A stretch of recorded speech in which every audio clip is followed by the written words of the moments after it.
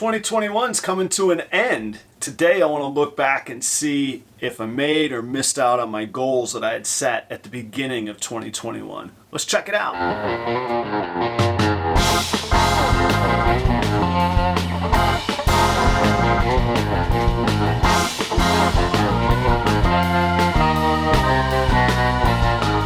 What's going on, everybody? It's Adam at Proper Royals. Thank you for joining us today. If we haven't met before, this whole channel is about my family's journey from ball python hobbyists to a ball python business. We document and journal everything right here on this channel. So we talk a lot about business, the hobby, colleagues, friends, and I try and share as much as I can of my work that I do. So if you enjoy it, if you want to follow us on that sort of thing, of course, we always appreciate a like and subscribe. Links to all of our socials and all that cool stuff in the description. It's the end of the year. It's a perfect time to get a little kind of reflective, look back on what we've done. You know, it's December of 2021, and I realized I had made a video in January 15th actually, 2021, about my goals for that year, and I thought it would be really great to recap that. I'm gonna put this girl away. Her name is Cupcake, and she is a visual candy albino, and man, I have some plans for her. Look how clean she is.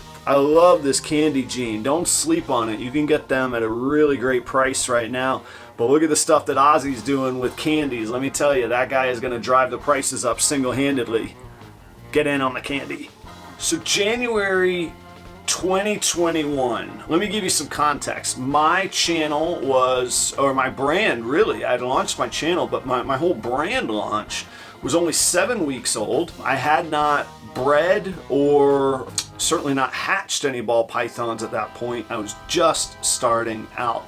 And I gotta say, I look back and in my career, I have launched various brands and concepts for restaurants. So it's all been restaurant focused, but the idea of branding and mission statements and visions and how you build a brand is not foreign to me. So I was really happy to see that I applied some of those standards and some of those basic tenets to taking this Proper Royals journey very, very seriously. I actually wrapped all my goals into one, not simple, but one complete sentence. And so let's go back in time and check out that video, and I'll link the whole video right here, or there. We'll cover both bases. How about that? I'll link that video if you want to check out the whole thing, because I do talk a lot about the how and the mission behind it, not just what the goal purpose statement was. So I think those are important, because if you don't know your drive and why you're doing something, and if you don't know your mission of why you're going to go forward and your purpose statement of what you will do to accomplish that, you might just be, you know, floating out at sea, going wherever the wind takes you, versus having a true North Star to follow. Let's go back in time and check out that statement of goals for 2021. So my purpose statement, if you will, or my I will statement is I will produce and sell. Not just produce, I want to sell. This is a new era for me. Produce and sell high quality, purposeful ball pythons under the Proper Royals brand. So how cool. Like, looking back, I get a little sentimental on it, because this is a long journey.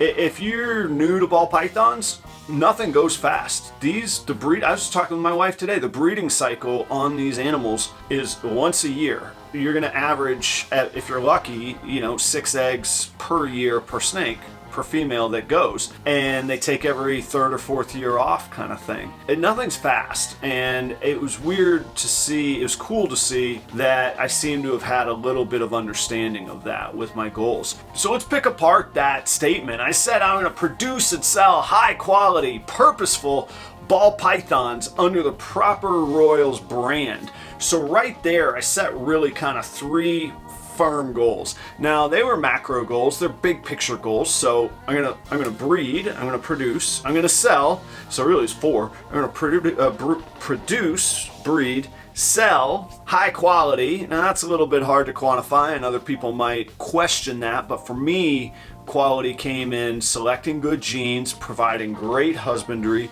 being exceptionally clean in my handling and my care for the animals. I think that all leads to quality. And then I wanted to do all that under the Proper Royals brand.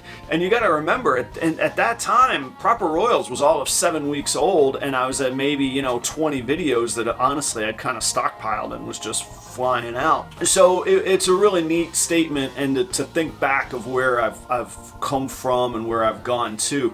I didn't realize at that time a move in my life was imminent from North Carolina to Florida, a change in career. I had no clue I'd be building a snake room, a whole facility here. I say a whole facility, all 84 square feet of it.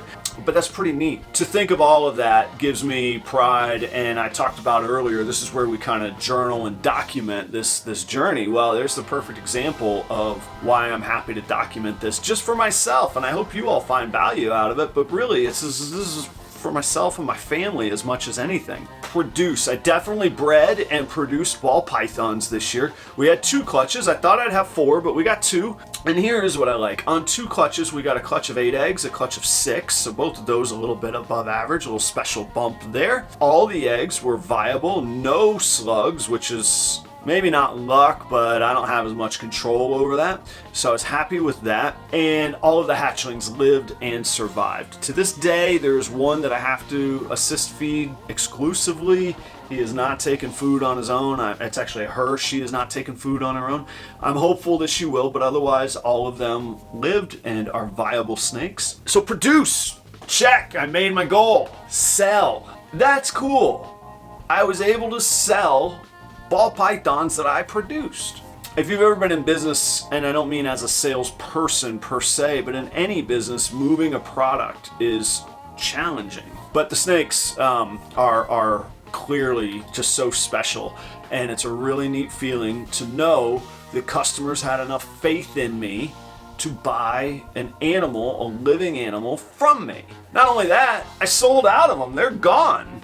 And a side note about selling out and gone, I know when I'm starting out, I heard everybody talking about how many snakes they sold and they're gone like this, and you put them here and they're gone before they even reach morph market. Not me, man. I had to work at it. I made some sales videos. I reached out to anybody that made a comment on my channel, Facebook groups locally.